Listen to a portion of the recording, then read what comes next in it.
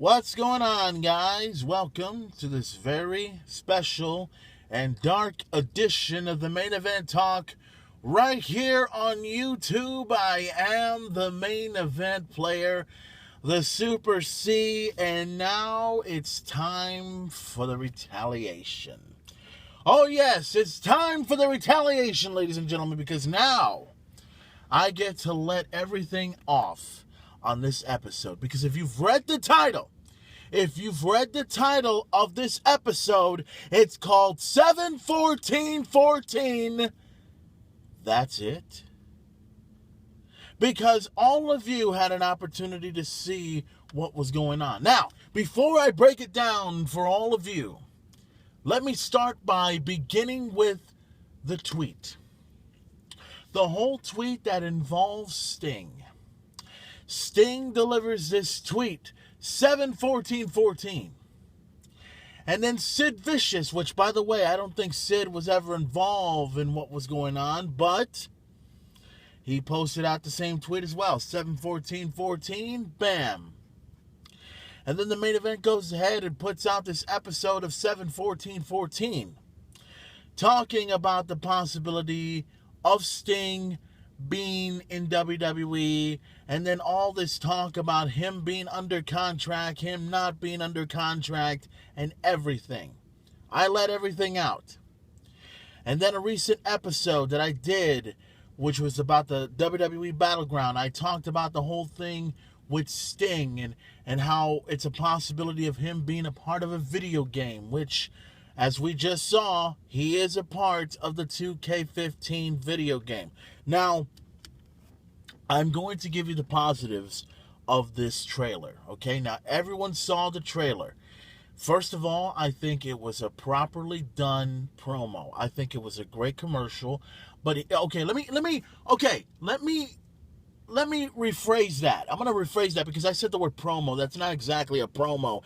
It's not exactly a promo when it looks more like a commercial. The commercial for the 2K14 game, or 15 game, I'm sorry, and that featured Sting and an orchestra in every way possible. In many ways, it's appropriate. It fits the character of Sting, and it's just right. But did you hear the audience? Yeah, you heard the audience, and apparently I think the WWE heard the audience too. Because I think that the moment that we heard the audience go completely insane when they saw Sting, that was it. That was it. So the positive of this whole thing with the whole WWE 2K15 game was the fact that Sting is a new character. He's 2 generations of Stings. Actually, it's more like 3 generations of Stings if you think about it. And also the whole thing with, let's see, what else was I going to mention? Well, that's pretty much it. I mean, that's pretty much all the positives. The commercial was great. The orchestra was fantastic. Sting coming out surprised everybody. Yeah. It was good. It was tremendous. I digged it. But, hold on a moment, guys. I'm drinking my Pepsi right here, right now, because now I get to let out the frustration. Just like every other person is going to let out their frustrations, because if you're listening to this episode, I know most of you are happy the fact that Sting is a part of the 2K15 video game. But I know a lot of you, just like I said on Twitter, many, many times I said on Twitter, and I quote, "So that's it? Sting is a part of the 2K15 video game? I love it, but I think the wrestling fans want to see Sting appear on WWE Raw." That's exactly what I said on Twitter. And that is the truth, whether anybody likes it or not. Here's the thing. The Main Event, just like all of you, are fans of the Stinger. I have known Sting for a long, long time now. I've never met the guy in person. It would be great to see the Stinger come here before us. Stinger was right here in Corpus Christi, Texas, getting his ass kicked by the Four Horsemen, and he got injured in an event called the Clash of Champions 10 back in 1990. It took place over at the ever-famous Memorial Coliseum. And ever since then, Sting's career has elevated into heights it's never been to before in WCW. He was the franchise of WCW. Always has, always will be. And then WCW gets bought out by the WWE. And then, of course, Sting would not appear in WWE because of the comment, and everybody remembers this, the comment that The Rock made on Booker T around SmackDown in 2001. You remember the comment. Then Sting appears in TNA Wrestling, which was great for the company because I've always felt that if Sting did not appear in TNA, it wouldn't be in the business that it is today. Sting had made a huge difference in TNA Wrestling. Not just AJ Styles and Samoa Joe and Christopher Daniels and everyone in that particular nature. Sting made the biggest difference. And now Sting is no more. He's no longer associated with TNA Wrestling. Now, all this hype and all this talk, all this fucking bullshit that we have been given the runaround. And apparently to me, we are being given the runaround by everyone involved. And I'm not talking about Sting, and I'm not talking about the WWE. I'm talking about the idiots and the morons and the jack-offs that go ahead and decide that they're going to go ahead and say that they know that Sting is under contract with WWE. You get one Facebook page and get one Twitter page, and they say that Sting is officially signed with the WWE. And then you get another side of the fucking page that they said, no, Sting's not under contract just yet. Here's the thing. There's a lot of people that are pissed off right now. There's some people that are happy that Sting is going to be a part of the 2K15 video game, but nobody gives a rat's ass. Nobody gives a flying fuck. I am sorry for the language that I'm using on this episode of the Main Event Talk, but I am keeping it real with every single person that saw WWE Monday Night Raw on 7/14/14 tonight. We don't care if the Stinger is in the video game. We dig it, we love it. But we want history to happen on Monday Night Raw. We want it to happen. But when will that moment happen is the question. When? That moment in time, I've said it so many times on this episode, that every WWE Raw moment, forget about the beer truck incident with Stone Cold Steve Austin. Forget about the war with Vince McMahon and Stone Cold Steve Austin.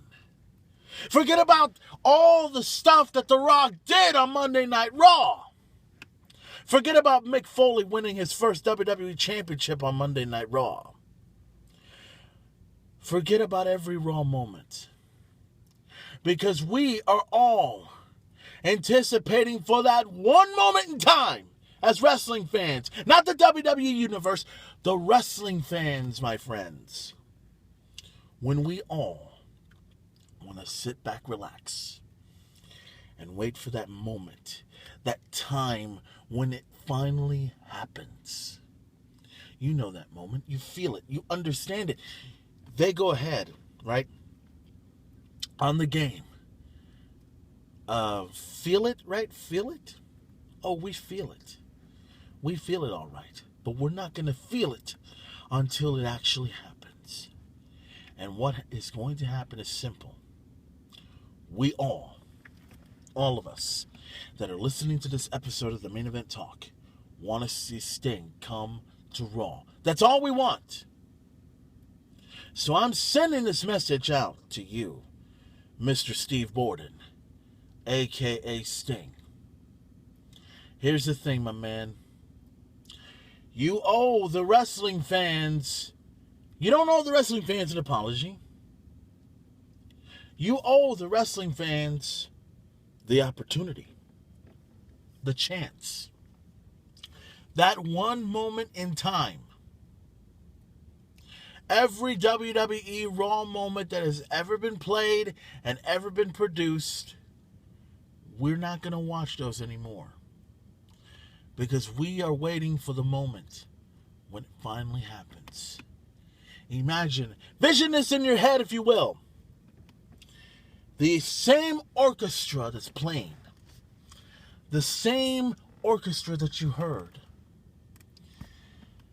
You see the rafters, you see somebody coming down. The audience is so excited and intrigued by wondering if he's coming. Hear the thunder, hear the lightning, hear the sounds coming from the rafters. And that moment in time, when he appears before us on WWE Raw, and he appears in the middle of the ring, black trench coat, black baseball bat, painted face, the crowd will go completely fucking insane.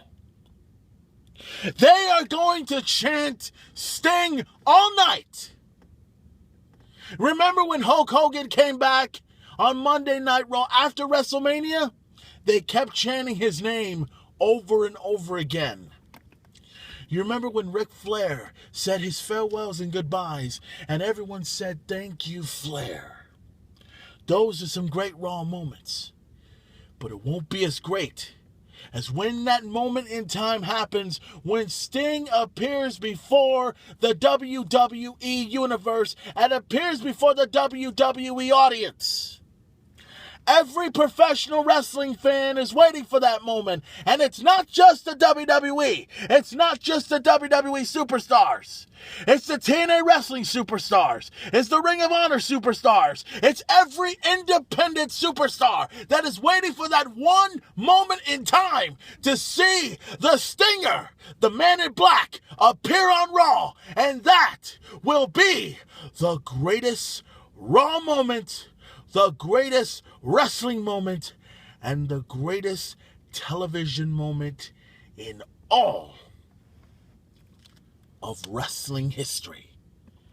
That is what we want. But if everyone's going to be pulling the chain on all of us, go ahead. Because we, all of us, are going to wait for that moment when he arrives.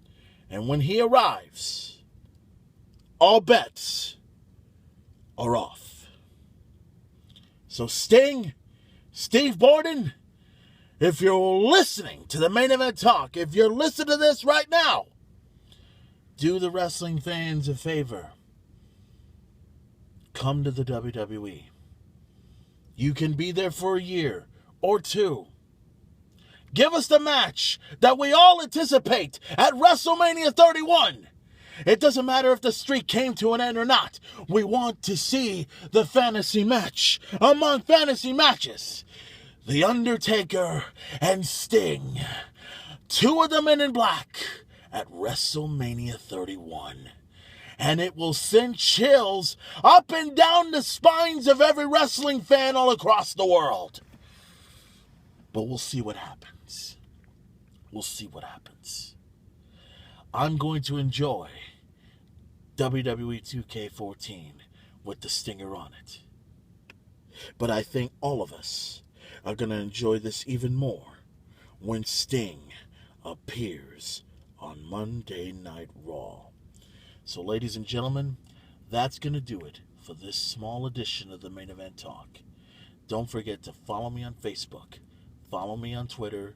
Follow me on Instagram. Check out all my videos on YouTube. Pre-order WWE 2K14 or 15, when it appears October 28th in game stores everywhere. Don't forget to check out Raw. Don't forget to check out SmackDown, NXT, Impact Wrestling, and everything else in that particular nature. Tonight's Raw was awesome, but it would be a whole lot better if the Stinger appeared before us. Why? Because I can, and I want to. Any questions? Enough said. It's showtime, folks!